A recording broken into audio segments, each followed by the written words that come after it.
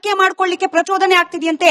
ನೇಪಾಳದಲ್ಲಿ ಬಳಕೆ ಆಗಿದ್ದು, ಇಂಡೋನೇಷಿಯಾದಲ್ಲಿ ಬಳಕೆ ಆಗಿದ್ದು, ಚೈನಾ ಬ್ಯಾನ್ ಮಾಡಿರುವ ಆಪ್ ಯಾರು ಬಳಕೆ ಮಾಡ್ಕೊಳ್ಳಿಕ್ ಪ್ರಚೋದನೆ ಕೊಡ್ತಿದ್ದಾರೆ? ಅದರ ಹಿಂದಿನ ಉದ್ದೇಶ ಏನು?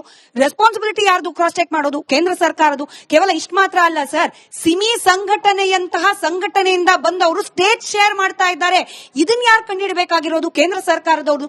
ಕೇವಲ ಸೋಷಿಯಲ್ ಮೀಡಿಯಾದಲ್ಲಿ ಪೋಸ್ಟ್ ಮಾಡೋದಷ್ಟೇನಾ ಬಿಜೆಪಿ ಪಕ್ಷದ್ದು ಅಥವಾ ಕೇಂದ್ರ ಸರ್ಕಾರದ ಕರ್ತವ್ಯ? ಇದಕ್ಕೆಲ್ಲ ಯಾರು ಉತ್ತರ ಕೊಡ್ತಾರೆ?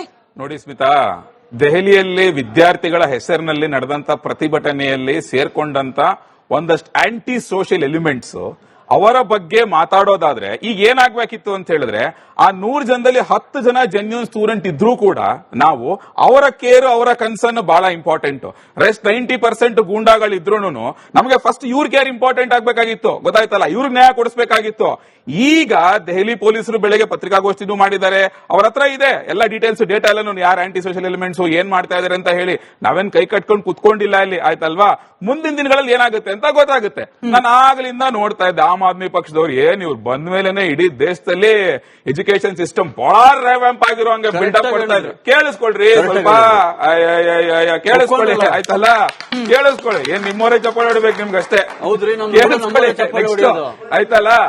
ಇದೇ ಅರವಿಂದ್ ಕೇಜ್ರಿವಾಲ್ 2012ರಲ್ಲಿ AIIMS medical entrance exam test paper leak ಆದಾಗ ಬಾಯಿಗೆ ಪ್ಲಾಸ್ಟರ್, ಮಾತಾಡ್ಲಿಲ್ಲ.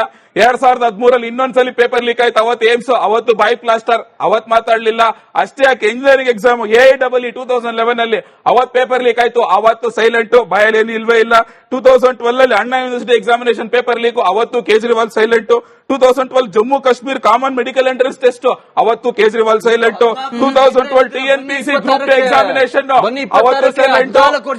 ನನ್ನ ಸ್ನೇಹಿತರು, ಬರ್ತೀನಿ 26ಕ್ಕೆ ಬರ್ತೀನಿ, ಕೇಳಿಸ್ಕೊಳ್ಳೋಣ. ನನ್ನ ಸ್ನೇಹಿತರು 2026ಕ್ಕೆ ಬಂದೆ.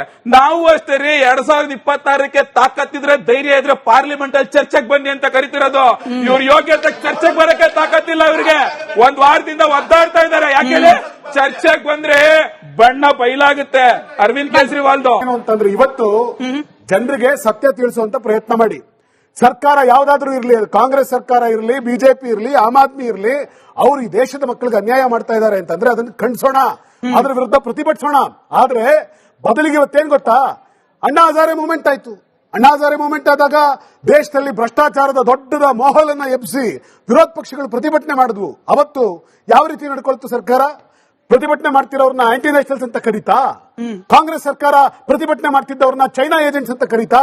ಕಾಂಗ್ರೆಸ್ ಸರ್ಕಾರ ಪ್ರತಿಭಟನೆ ಮಾಡ್ತಿದ್ದವ್ರನ್ನ CIA ಏಜೆಂಟ್ಸ್ ಅಂತ ಕರೀತಾ? ಪ್ರತಿಭಟನೆ ಮಾಡೋದು ಅವ್ರ ಹಕ್ಕು. ಆ ಪ್ರತಿಭಟನೆ ಮಾಡ್ತಿರೋರ್ನ ಗೌರವಿಸಿದ್ರು. ಆದ್ರೆ ಇವತ್ತು ದೆಹಲಿ ಒಳಗಡೆ ಏನಾಗ್ತಾ ಇದೆ ಅಂತಂದ್ರೆ, ಪ್ರತಿಭಟನೆ ಮಾಡಕ್ ಹೋದಂತ ವಿದ್ಯಾರ್ಥಿಗಳನ್ನ ಇಷ್ಟು ದಿವಸ ದೇಶಭಕ್ತರು ಯಾರು ಅಂತ ಸರ್ಟಿಫಿಕೇಟ್ ಕೊಡ್ತಾ ಇದ್ರು ಬಿಜೆಪಿ ಅವರು. ಈಗ ಸ್ಟೂಡೆಂಟ್ ಯಾರು, ಸ್ಟೂಡೆಂಟ್ ಯಾರಲ್ಲ ಅಂತ ಪಾಪ ಸರ್ಟಿಫಿಕೇಟ್ ನ ಬಿಜೆಪಿ ಅವರೇ ಅರಿತಾ ಇದ್ದಾರೆ. ಇಷ್ಟು ದಿವಸ ಅವರು ಏನೆಲ್ಲ ಸುಳ್ಳುಗಳನ್ನು ಹೇಳ್ಕೊಂಡ್ ಬಂದಿದ್ರು, ಆ ಸುಳ್ಳುಗಳನ್ನ ವಿದ್ಯಾರ್ಥಿಗಳು ಎಕ್ಸ್ಪೋಸ್ ಮಾಡೋಕೆ ಶುರು ಮಾಡಿದ ತಕ್ಷಣ ಇದೇ ಸೋನಂ ವಾಂಗ್ಚುಕ್ ಅವರನ್ನ ಇವರು ಚೈನಾ ಏಜೆಂಟ್ ಅಂದ್ರು. ನೆನ್ನೆ ಅವರು ಕಾಲಿಡ್ಕೊಂಡಿದ್ದಾರೆ. ಹೋಗ್ಬಿಟ್ಟು ಅವ್ರಿಗೆ ಪಾಪ ಉಪವಾಸ ಕೈ ಬಿಡಿ ಅಂತ ಬೇಡ್ಕೊಂಡಿದ್ದಾರೆ. ಇಷ್ಟು ದಿವಸ ಇವರೆಲ್ಲರೂ ಚೈನಾ ಏಜೆಂಟ್ ಆಗಿದ್ರೆ, CIA ಏಜೆಂಟ್ ಆಗಿದ್ರೆ, ಪಾಕಿಸ್ತಾನಿಗಳಾಗಿದ್ರೆ, ಇವರೆಲ್ಲರೂ ಉಗ್ರಗಾಮಿಗಳಾಗಿದ್ರೆ, ಖಲಿಸ್ತಾನಿಗಳಾಗಿದ್ರೆ, ಯಾಕೆ ಸ್ವಾಮಿ ಅವ್ರ ಮುಂದೆ ಮಂಡಿ ಊರಿದ್ರಿ? ನೀವೇನು ಹೇಳಿಗಳ? ನೀವು ಹೇಳಿಗಳ? ಯಾಕೆ ಮಂಡಿ ಊರಿದ್ರಿ ಅವ್ರ ಮುಂದೆ? ಅವರೊಳಗಡೆ ಸತ್ಯ ಇದೆ. ಆ ಹೋರಾಟದೊಳಗಡೆ ಒಂದು ತಾಕತ್ತಿದೆ. ಈ ದೇಶದ ಯುವಕರೊಳಗಡೆ ಅಂತಸತ್ವ ಇದೆ. ಅವ್ರು ಕೇಳಿದ ಪ್ರತಿ ಪ್ರಶ್ನೆನೂ ಕೂಡ ವ್ಯಾಲಿಡ್ ಇದೆ. ಆ ವಿದ್ಯಾರ್ಥಿಗಳ ಹತ್ರ ಹೊಡಿಬೇಕಾದ್ರೆ ನೋಡಿ, ಎಲ್ಲ ಸಾಮಾಜಿಕ ಜಾಲತಾಣದಲ್ಲಿ ಎಲ್ಲವೂ ಕೂಡ ಸತ್ಯ ಇದೆ. ಇಲ್ಲಿ ಆ ಹುಡುಗರೇ ಫೋಟೋ ತೆಗೆದಿದ್ದಾರೆ ನೋಡಿ ಸರ್. ಕಾಲಲ್ಲಿ ಚಪ್ಪಲಿ ಹಾಕೊಂಡಿದ್ದಾನೆ, ತಲೆಗೆ ಹೆಲ್ಮೆಟ್ ಹಾಕೊಂಡಿದ್ದಾನೆ. ಪೊಲೀಸ್ನವ್ರ ಕೈಯೊಳಗಡೆ ಇರೋ ಲಾಠಿನ ತಗೊಂಡು ಬಂದು ಹುಡುಗರ ಮೇಲೆ ಲಾಠಿ ಚಾರ್ಜ್ ಮಾಡ್ತಿದ್ದಾನೆ. ಶಾಂತಿಯುತವಾಗಿದ್ದಂತ ಹೋರಾಟದಲ್ಲಿ ಒಂದು ದೊಂಬಿ ಎಬ್ಸೋದಕ್ಕೋಸ್ಕರ ಬಿಜೆಪಿ ಸ್ಪಾನ್ಸರ್ಡ್ ಗೂಂಡಾಗಳು ಪೊಲೀಸರ ವೇಷದಲ್ಲಿ ಅಲ್ಲಿ ಬಂದು ವಿದ್ಯಾರ್ಥಿಗಳ ಮೇಲೆ ದಾಳಿ ಮಾಡಿದ್ದಾರೆ. ಸ್ಕ್ರೀನ್ ಮೇಲೆ ಈ ಹೊತ್ತಿಗೆ ಹೋಗ್ತಾ ಇರತ್ತೆ. ಪ್ರತಿಭಟನೆ ವೈಲೆಂಟ್ ರೂಪವನ್ನ ಪಡೆದಿದ್ದು ಹೇಗೆ ಅನ್ನೋದಕ್ಕೆ ಸಿಸಿ ಕ್ಯಾಮೆರಾದ ಫೂಟೇಜ್ಗಳು ಬಿಡುಗಡೆ ಆಗಿದೆ. ಪೊಲೀಸರ ಬ್ಯಾರಿಕೇಡ್ ಗಳನ್ನ ಯಾವ ರೀತಿ ತಳ್ಳಿದ್ದಾರೆ ಅನ್ನೋದ್ರಿಂದ ಹಿಡಿದು ಬಿಟ್ಟು ಪೊಲೀಸರ ಮೇಲೆ ಪೊಲೀಸರದ್ದೇ ಲಾಠಿಯನ್ನ ಹಿಡ್ಕೊಂಡು ಯಾವ ರೀತಿಯಾಗಿ ಸೋಕಾಲ್ಡ್ ವಿದ್ಯಾರ್ಥಿಗಳಲ್ಲ, ಸೋಕಾಲ್ಡ್ ವಿದ್ಯಾರ್ಥಿಗಳು ಹಲ್ಲೆ ಮಾಡಿದ್ದಾರೆ ಅನ್ನೋದನ್ನ ಕೂಡ ನಾವು ದೃಶ್ಯಗಳಲ್ಲಿ ಗಮನಿಸಿದೀವಿ. But coming back, Niketh Raj Maurya ಅವರೇ, ನಿಮ್ಮದೇ ಹೇಳಿಕೆ ಆಧಾರದ ಮೇಲೆ ನಿಮಗೆ ಪ್ರಶ್ನೆಯನ್ನ ಕೇಳ್ತಾ ಇದ್ದೀನಿ. ಕರೆಕ್ಟು, ಪ್ರಶ್ನೆ ಪತ್ರಿಕೆ ಸೋರಿಕೆ ಅನ್ನೋದು ಎಲ್ಲೂ ಆಗಬಾರ್ದು, ಯಾವ ಸರ್ಕಾರ ಇರುವ ಸಂದರ್ಭದಲ್ಲೂ ಕೂಡ ಆಗಬಾರ್ದು, ವಿದ್ಯಾರ್ಥಿಗಳಿಗೆ ಅನ್ಯಾಯ ಆಗಬಾರ್ದು. ಆದ್ರೆ ಪ್ರಿಯಾಂಕಾ ವಾದ್ರಾ ಅವರ ಈಗ ವೈರಲ್ ಆಗ್ತಿರುವ ಹೇಳಿಕೆ, ರಾಜಸ್ಥಾನದಲ್ಲಿ ಪೇಪರ್ ಲೀಕ್ ಆದ ಸಂದರ್ಭದಲ್ಲಿ ಸ್ಟೇಜ್ ಮೇಲೆ ನಿಂತ್ಕೊಂಡು ಹೇಳ್ತಾರೆ this is a national issue, ಏನ್ ಮಾಡಬೇಕು ಅಂತ ಹೇಳಿ ಗೊತ್ತಾಗದೆ ಇರತಕ್ಕಂತ ಇಶ್ಯೂ. ಹೀಗೆ ಅಂದ ಪ್ರಿಯಾಂಕಾ ಗಾಂಧಿ ಅವರು ಪ್ರಧಾನಿಗಳ ನಿವಾಸದ ಮುಂದೆ ಪ್ರತಿಭಟನೆ ಮಾಡಿದಾಗ ನೈತಿಕತೆಯ ಪ್ರಶ್ನೆ ಬರುತ್ತೋ ಬರೋದಿಲ್ವೋ?